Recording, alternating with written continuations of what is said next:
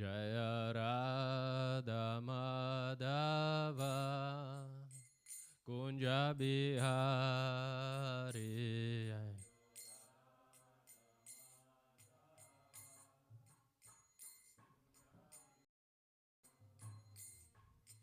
Gopi Jana Vallabha Girivaradari.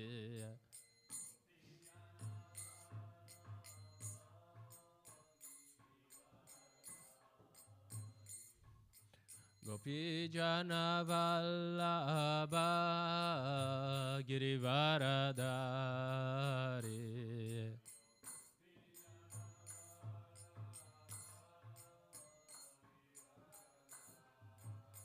Yashodanandana Braja Jana Ranjana.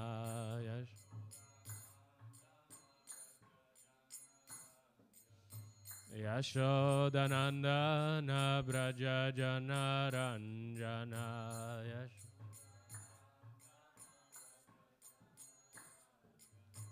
Yamuna Tira Vanacharya.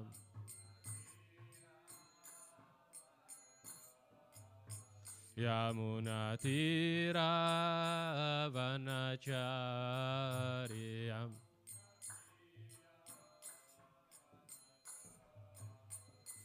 Jaya Radha Madhava Kunja Bihari.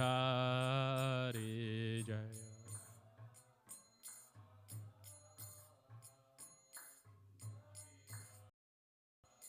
Jaya Radha Madhava Kunja Bihari.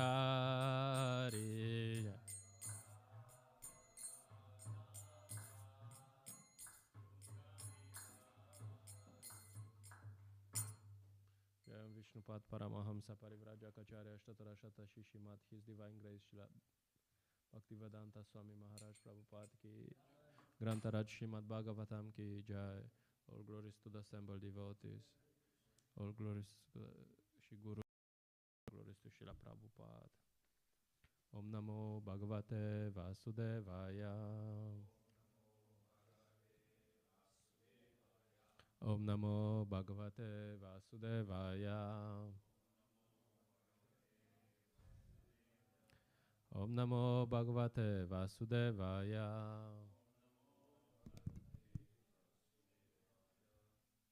Hare Krishna.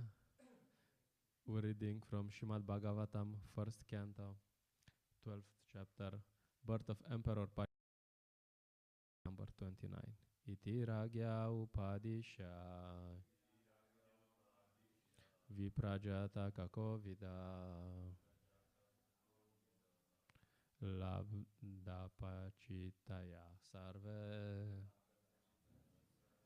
Pati Jagmu Svakan Grihan. Iti Ragya Upadisha Viprajata Kakovida Labda Pachitaya Sarve Pati Jagmu Svakan Grihan.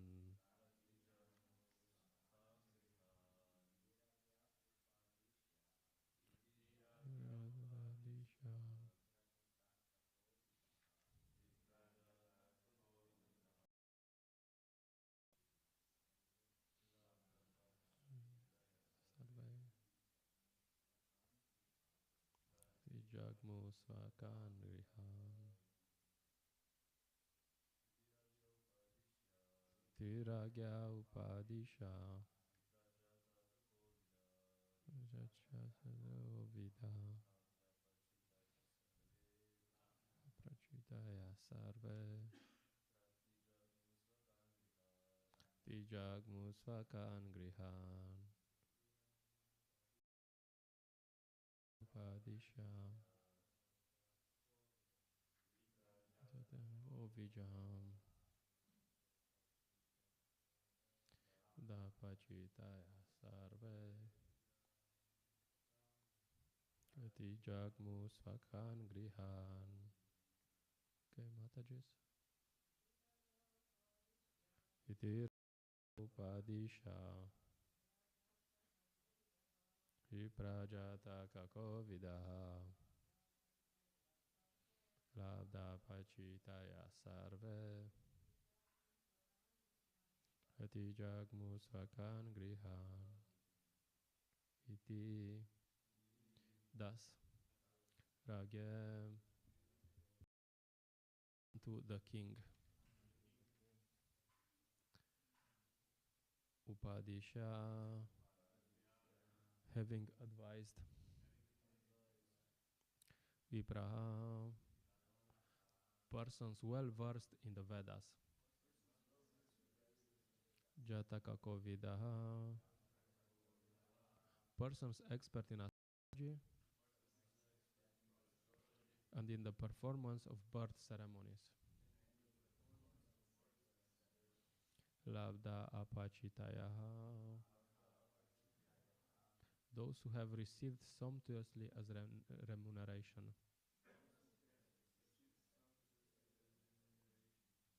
Sarve, all of them. Pratijagmu, went back. Svakan, their own. Grihan, houses. Translation and purport by His Divine Grace A.C. Bhaktivedanta Swami Srila Prabhupada Ki. Thus, those who were expert in astrological knowledge and in performance of the birth ceremony instructed King Yudhishthira about the future history of his child. Then, being sumptuously remunerated, they all returned to their respective homes. Purport. The Vedas are the storehouse of knowledge, both material and spiritual. But such knowledge aims at perfection of self-realization. In other words, the Vedas are the guides for the civilized man in every respect. Since human life is the opportunity to get free from all material miseries, it is properly guided by the knowledge of the Vedas in the matters of both material needs and salvation. The specific intelligent class of men who are devoted particularly to the knowledge of the Vedas were called the Vipras, or the graduates of the Vedic knowledge. There are different branches of knowledge in the Vedas, of which astrology and pathology are two important branches necessary for the common man. So the intelligent man generally took up all the different branches of Vedic knowledge to guide society. Even the Department of Military Education and Anurveda was also taken up by such intelligent men, and the Vipras were also teachers of this section of knowledge, as were Dronacharya, Kripacharya, etc. The word Vipra mentioned herein is significant. The Vipras are those who are expert in karma kanda or fruitive activities, guiding the society towards fulfilling the material necessities of life, whereas the Brahmanas are Jnana Kanda, and above this there is the Upasana Kanda. The culmination of Upasana Kanda is the devotional service of the Lord Vishnu, and when the Brahmanas achieve perfection, they are called Vaishnavas. Vishnu worship is the highest of the modes of worship. Elevated Brahmanas are Vaishnavas, engaged in the and thus Srimad Bhagavatam, which is the science of devotional service, is very dear to the Vaishnavas. As explained in the beginning of the Srimad Bhagavatam, it is the mature fruit of Vedic knowledge and is superior subject matter above the three kandas, namely Karma, Jnana, and Upasana. Amongst the Karma Kanda experts, the Jataka expert Vipras were good astrologers who could tell all the future history of a born child simply by the astral calculation of the time, Lagna. Such expert Jataka Vipras were present during the birth of Maharaj Parikshit and his Yudhishthira, awarded the Vipras sufficiently with gold, land, villages, grains, and other valuable necessaries of life, which also includes cows.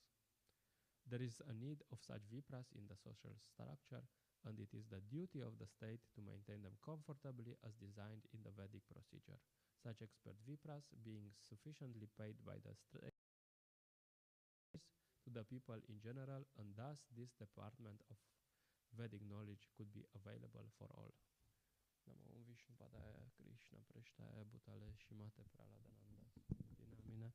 Namo Om Vishnu Padaya Krishna Preshtaya Bhutale Shimate Bhakti Vedanta Swamini Dinamina. Namaste Sarasvate Deve Gauravani Pracharine Nirvishesha Shunyavadi.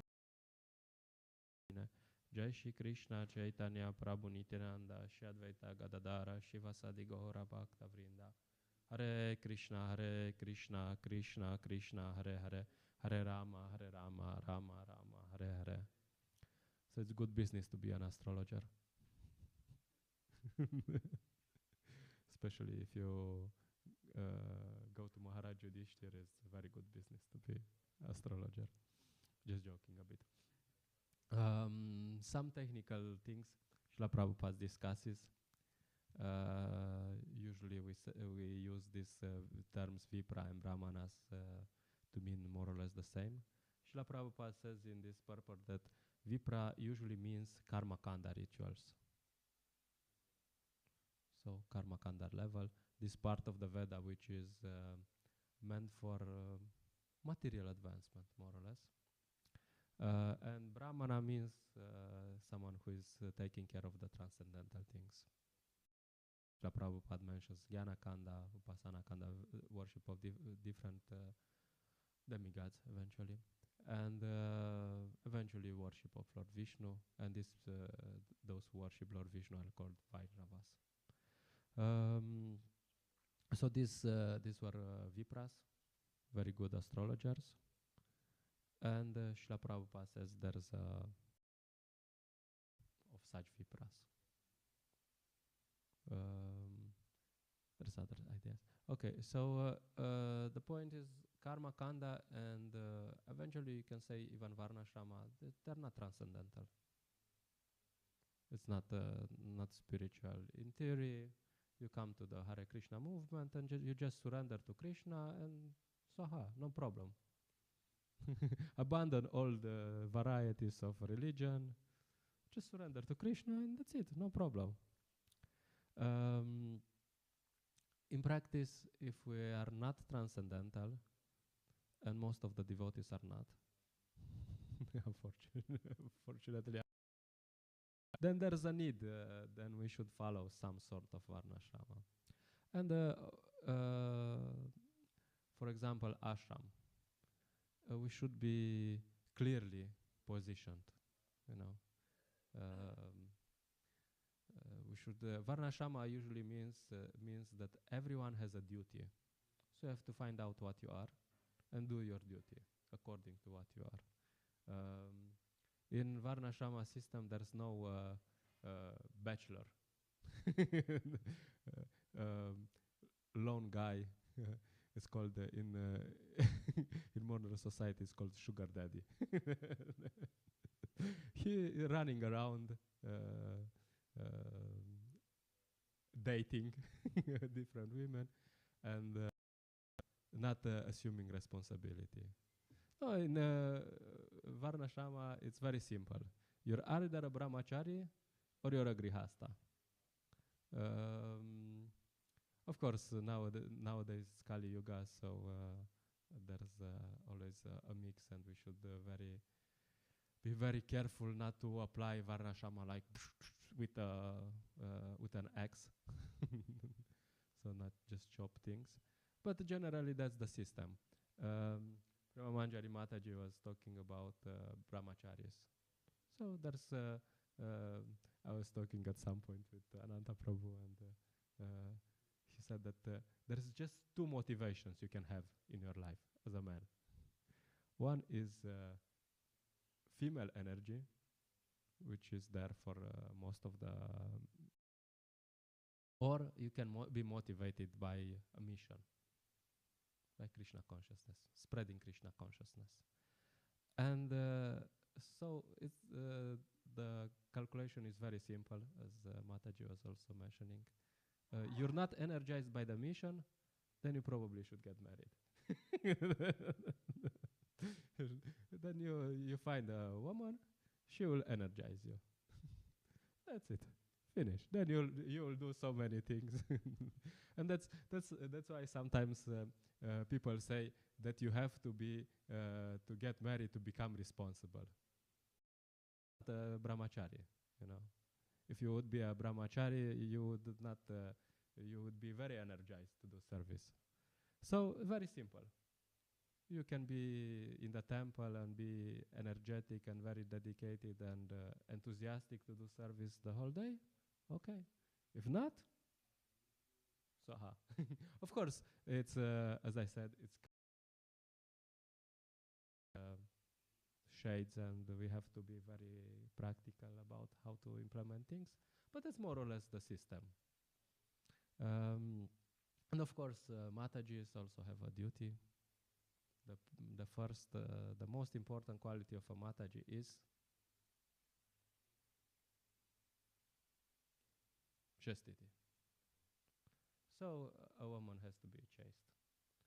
So men should be careful not to take to enjoy the female energy without paying for it. Paying means that you marry them and you protect them. And females also should be very careful in not just giving their energy to random men. Lady can be very powerful.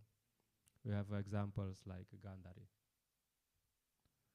Gandhari, she was like a very chaste Mataji.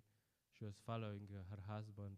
She was so extreme that because her husband was blind and she didn't want to be superior in any way, she was wearing this thing over her eyes.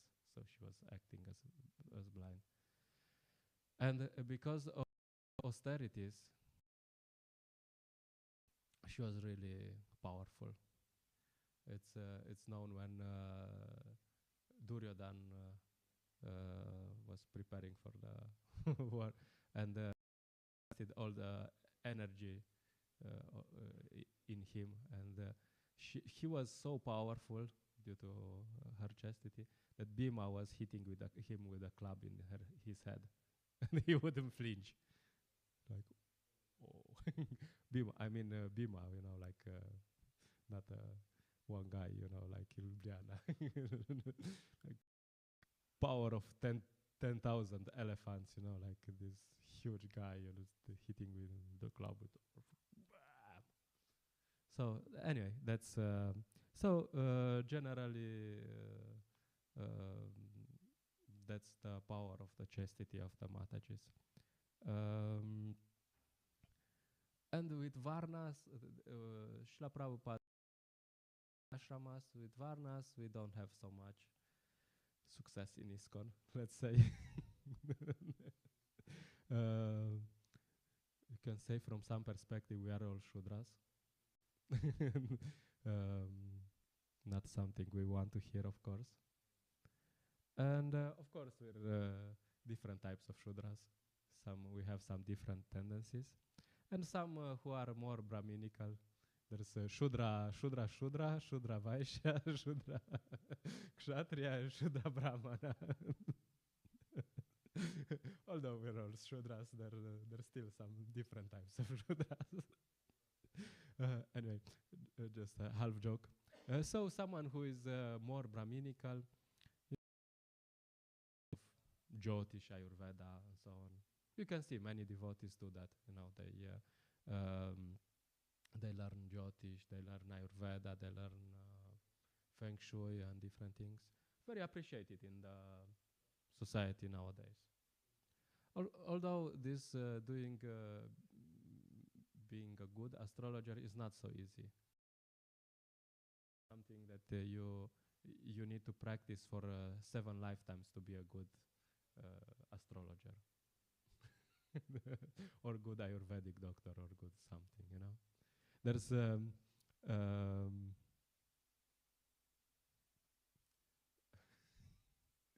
there's this astrologer Lord Chaitanya went to, and he asked Lord Chaitanya asked him, "What was I in my past life?" And this astrologer was a really good astrologer. So he could see, and he was started to meditate, and he was like, okay, he saw a fish, a tortoise, boar, half man, half lion. He was a bit confused, like what? like I'm having a bad day. And finally, he sees more, and then he tells this to Lord Chaitanya. He says, "No, no," and then he realizes, "Oh, you are the supreme personality of Godhead." So this is a good astrologer. He instantly knew many things. Um, it's actually hard to find such a good astrologer. Anyway, so Jyotish is very important in Vedic culture because it's good, for example, to know your Varna. Nowadays, of course, in Kali Yuga, it's everything a mix. In Vedic culture, it was quite simple, You'd be a Kshatriya, you'd be a Kshatriya. Nowadays, we are a bit Shudra, a bit Vaishya, a bit Kshatriya, and a bit... It's like a complete mess. So it's good to know something. I was talking with one aspiring devotee, and he was telling me he wants to start some business. And I mean, I don't know him so well, but my feeling was that he's not a Vaishya. So the point is, if you're not a Vaishya, don't do business. Don't do business. You'll just make a mess for yourself. Or if you're not a Kshatriya, don't take administrative positions. You'll make a mess. You can see also there's this for yourself and for all the others. So probably in this respect, Jyotish could help. If you have a good astrologer, he could tell. Marriage also. It was very important. Usually when they would have marriages, they would have an astrologer check the compatibility. Not compatible, then their life will be a mess, especially in Vedic culture, where there shouldn't be any divorce. Unfortunately, we as devotees, probably have a divorce rate bigger than karmis. It's not a very good example, but yeah. Anyway, so an astrologer could tell if there's a real compatibility and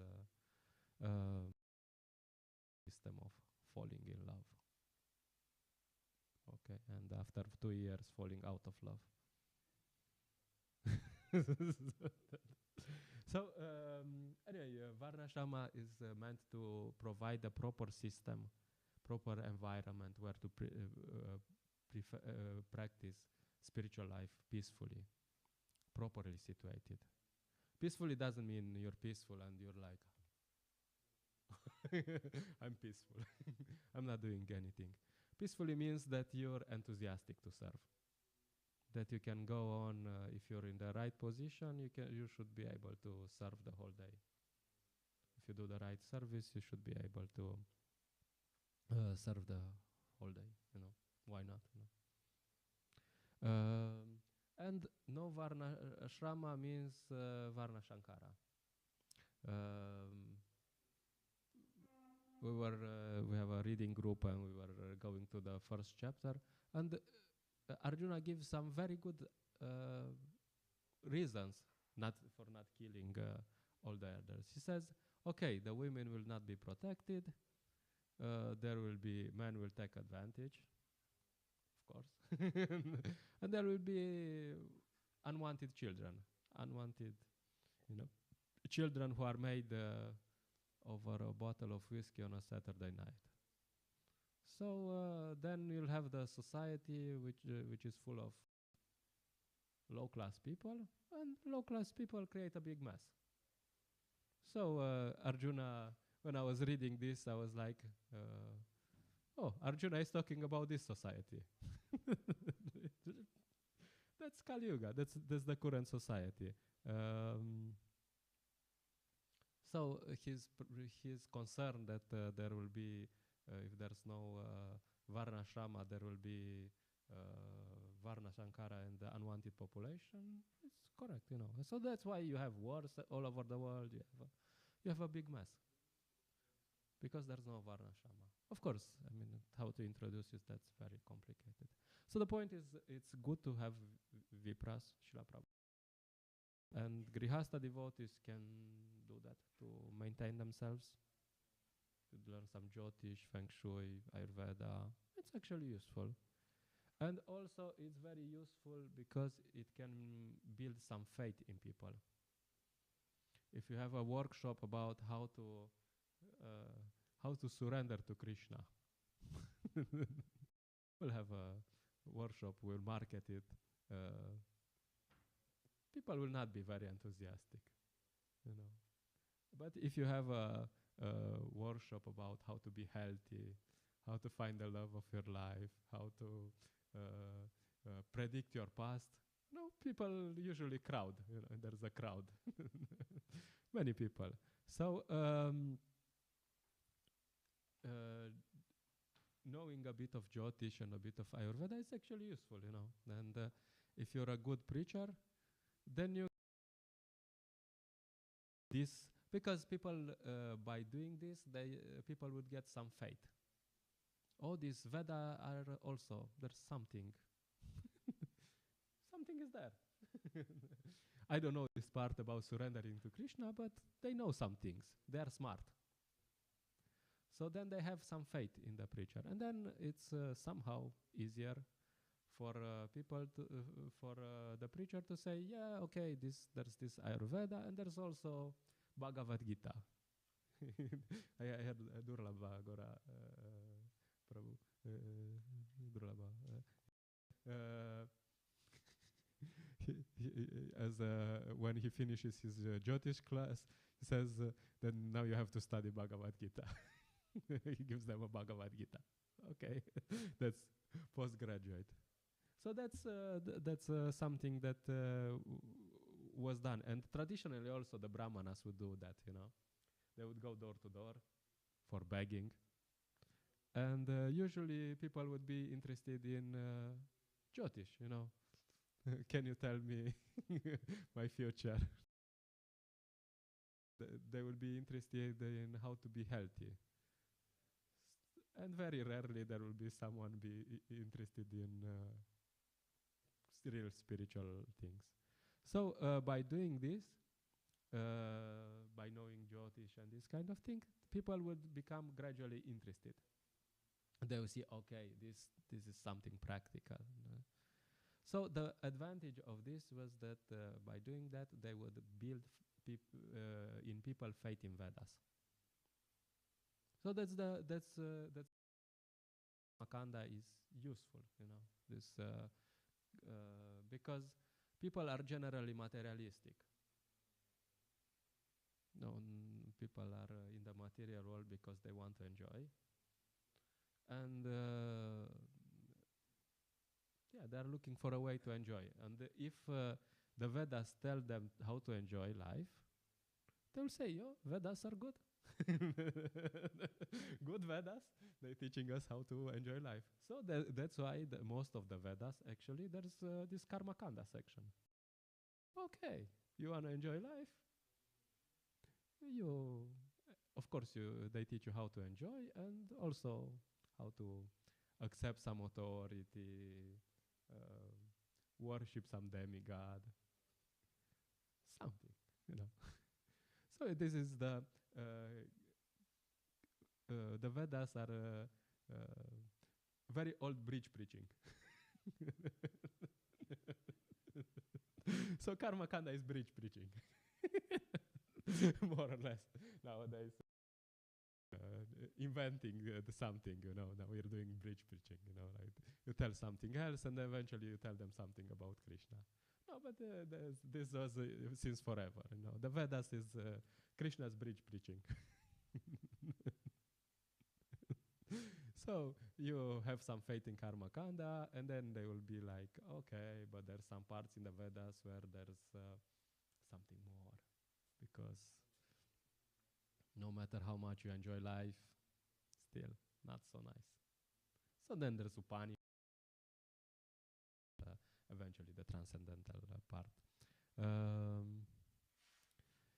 So that's the advantage of this thing. The disadvantage is that it's a very slow process.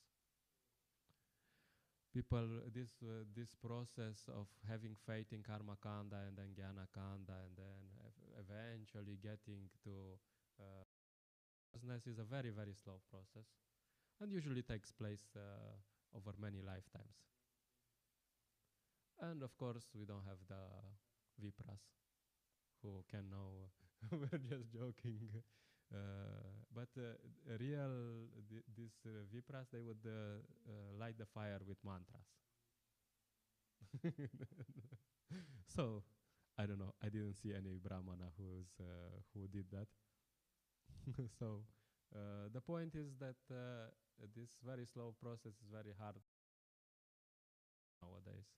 So that's why Kali Yuga is advancing so rapidly, you know. So much. The environment is so contaminated, you know. So Lord Chaitanya says, yeah, that's nice. All these Vedic things are nice, but in Kali Yuga, Hare Nama, Hare Nama, Hare Nama, Eva Kevalam, Kalaunasti, Eva Nasti, Eva Nasti, Eva Gatiranyata. Nothing works. Nothing else works than chanting the holy name. And this is the only thing that actually works. Like jokingly, I was telling you about this meeting we had at this youth organization about low motivation. You can try. You can go there and try to teach them about passion and about goodness and about this. It's gonna be very hard. How to clean their place and so on. It's very hard. So the only thing that would actually work, you go there, you have a Maha Kirtan, you wake them up. The thing that works. So anyway, that's a topic. But it's important to understand that these slow processes, they take a lot of time. And I mean, they are probably somehow useful, but it's a very slow process. So live to see the results. Anyway, so one point is that the vipras are usually, Srila Prabhupada mentions in the Shri Panchatattva ki jai, Shri Gornitai ki jai. Srila Prabhupada mentions here that the vipras are well maintained. They don't need anything. They are not lacking anything. Srila Prabhupada always talking about how he wants brahmanas. Of course, we're not training vipras, we're training brahmanas or Vaishnavas eventually. Because he knew that without brahmanas, the society is going down. And of course, these brahmanas can know some jyotish, but mostly brahmanas should teach people about devotional service. So the most important asset of a society is brahmanas. Of course, there are some qualities brahmanas have. They have practically no needs for themselves. They don't need anything. They need somewhere to sleep, some prasadam, and that's it. But for the mission, they need some things. Srila Prabhupada, at some point, he had this meeting at this very luxurious hotel, and people will tell them, why do you need such a luxury thing? And Prabhupada just looked at him like, as for myself, I can live a tree. But would you come to see me under a tree? Prabhupada like, so they said, oh, okay, that makes sense. So we should be that simple. But also for preaching, we need to provide a proper environment. So brahmanas actually do have needs, especially nowadays. For preaching, they do have needs. Not for themselves, but for okay, we need a proper place. We need to rent some room. We need some cars to go to the programs. And they should be maintained. They should be provided. And by supporting them, someone participates in their activities. There's this example with Kardamamuni and Devahuti. I think it's Kardamamuni. Anyway, so he was doing huge austerities. And she couldn't do the austerities. But she was faithfully serving him and supporting him.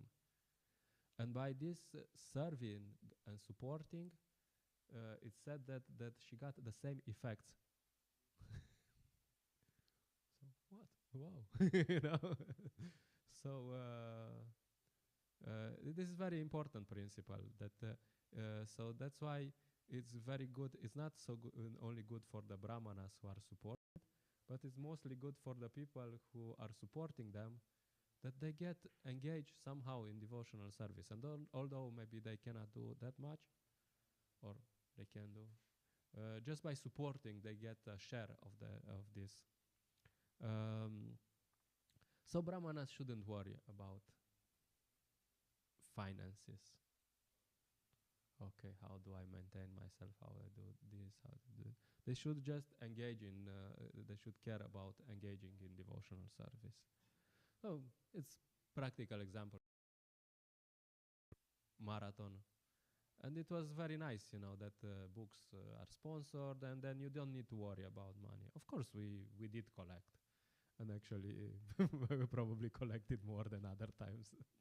But the point is just that mentally you have to be free from this idea that, okay, I have to collect, you know, collect.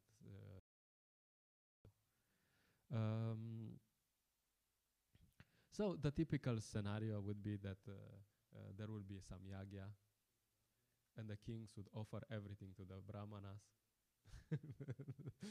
And they would say, I will offer you the whole kingdom. And they would mean it. They would not just, like joke, you know. They would offer everything to the brahmanas. And the brahmanas would say, what do I have to do with all this? You know, why do I need all this? I don't need all this. And they would just give it back to the care of it. So that's different approaches. And both should be there, you know. There should be people who support the brahmanas should always be very enthusiastic. Okay, what do you need? What do you need? What do you need? How can I support? And the brahmanas should be always, I don't need much, you know. You know. So both parts should be there, very important. Of course, sometimes for preaching, the brahmanas, the preachers would say, well, I need something. And then they might take, there's a classic example, the 6 Goswamis went to Vrindavan, and they had deities. And Sanatana Goswami had Madan Mohan hanging in a tree. we know the story. And then at some point, some rich people came and said, how can I serve you? I said, oh, you have too much money? Okay, no problem. Build a big temple for Madan Mohan. Why not? You know. And that was not because Sanatana Goswami couldn't live under the tree anymore. No, it was because he wanted to engage those people. Okay, now you do something for Krishna. So they were very practical. We have deities, we have to build a nice temple. So by actually the brahmanas are engaging the people in service. Okay, you build a temple, build something, rent some meeting rooms, so on. Traditionally, brahmanas were never taxed by the kshatriyas. In Vedic culture, it's inconceivable. They would take taxes from everyone, but not from the brahmanas. That's traditional culture, you know, which also. To some degree, I don't know in Slovenia, but probably it also happens nowadays. You know, now there's discussions. usually the church is maintained by the state. They don't pay taxes. Which is correct. According to the Vedic system, it's correct. The Brahmanas, which should be, the church should be the Brahmanas. Of course, that's the next discussion. Very important discussion. So, but the principle is correct, that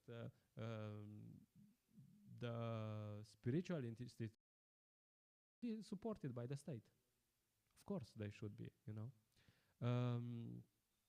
But of course, this is disappearing, and one of the main reasons is that the Brahmanas are not Brahmanas anymore. So that was how the caste system fell down, because the Brahmanas were not doing their duties anymore, and people will be like, okay, you want the privileges of the Brahmana, but you don't want to act like a Brahmana.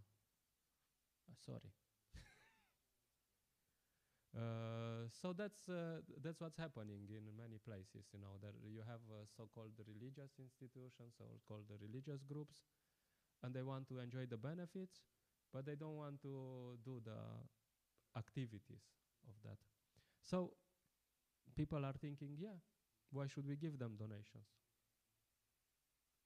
So they are right. People are right to some degree. They are right. Okay, they are not doing their job. Okay. So we should also be very careful with that. If we take a Brahminical position, we should be very careful to do the Brahminical duties, mainly preaching, but also deity worship. And if we don't do the Brahminical duties, but we expect to be maintained, a very nasty situation. Bhaktisiddhanta Maharaj was talking about this, because it's customary, like especially in holy places, you have, and you more or less people come, see the deity, you collect some donations, and you spend it for sense gratification. It's very it's common. It's happening. So Srila Bhaktisiddhanta Maharaj was very critical on this. He said that you would be better. It's better to be a sweeper, a sincere sweeper, than to to live at the expense of the deity. Anyway, that's just a point. So yeah, that's the point, that we need to be Brahmanas. We need to have a Brahminical culture. We need to have trained Brahmanas, and these Brahmanas, if they their proper Brahminical duties, they should be maintained by the society, and they should be carefree. Okay. Anyway, we stop here. If there are some questions, comments, concerns.